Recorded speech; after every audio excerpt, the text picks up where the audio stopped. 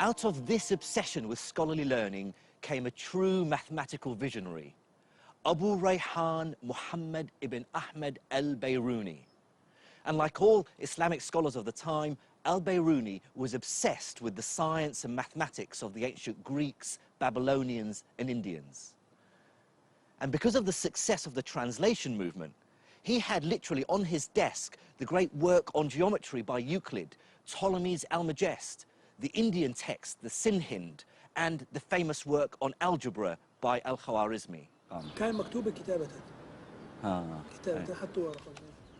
Professor Chaloubi has brought along the book in which al-Birooni describes how he combined algebra and geometry with some very simple and practical measurements to solve the epic problem of how to calculate the size of the Earth.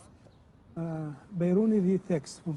This is his the Mas'udi canon. Yes. This is Birooni's canon, which I've been trying to get hold of, where he describes this fantastic experiment. And oh, you found the page.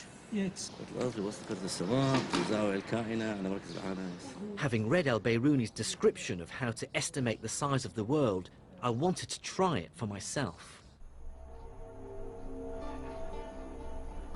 First, he had to find a fairly high mountain from the top of which he could see a flat horizon. In this case, the sea. What I love about this story is that with a few simple measurements around this small mountain peak, you can work out the size of the whole world. Al-Birooni's first step was to work out the height of the mountain.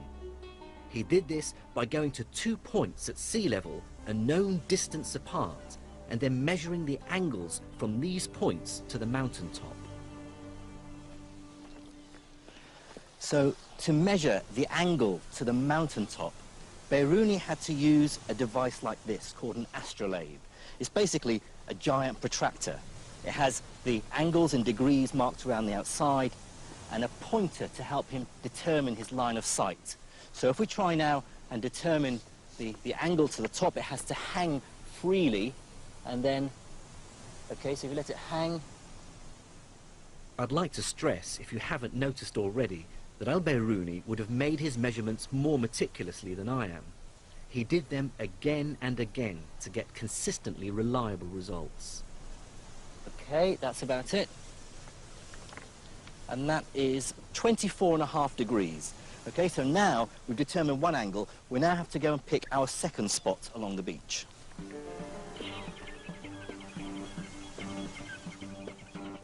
The distance from the first to the second point must be measured accurately.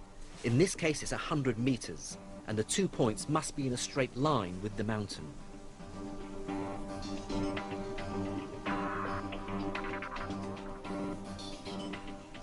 I measured the second angle to be about 26.5 degrees, and now had enough information to calculate the height of the mountain. Using trigonometry and algebra, al-Birooni used a formula that relates the height of the mountain to what are known as the tangents of the angles he measured. Using my measurements, I get a figure for this mountain of about 530 meters. I now need only one more measurement to get the size of the Earth. And to get that, I have to climb to the top of the mountain. What Birooni did next was measure the angle of the line of sight to the horizon as it dips below the horizontal. So we're going to try and reproduce that. So if you can lift it up so that it's hanging,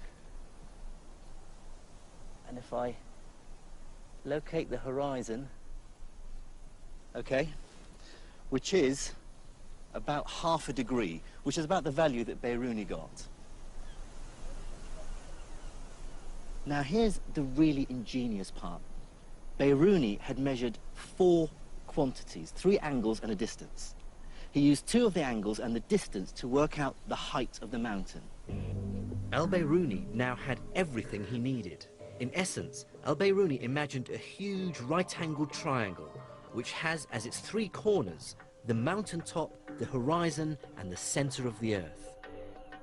Trigonometry told him that the angle he had measured and the height of the mountain are related to the radius of the Earth, and algebra allowed him to calculate it. With this formula, Biruni is able to arrive at a value for the circumference of the Earth that's within 200 miles of the exact value we know it to be today, about 25,000 miles. That's to within an accuracy of less than 1%, a remarkable achievement for someone 1,000 years ago.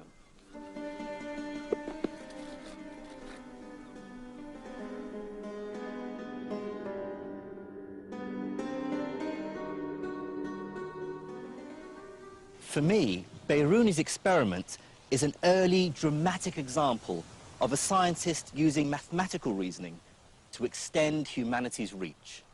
He really pushes the idea that abstract geometrical rules governing idealized shapes like perfect circles and triangles can help us to comprehend the real world.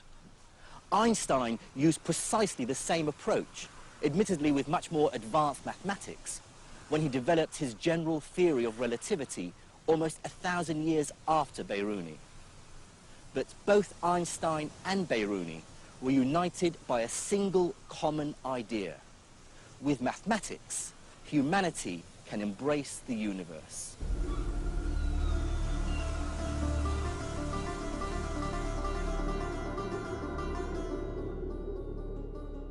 In this story of the birth of the scientific method, the Islamic scholar's ability to master sophisticated mathematics is the first crucial ingredient.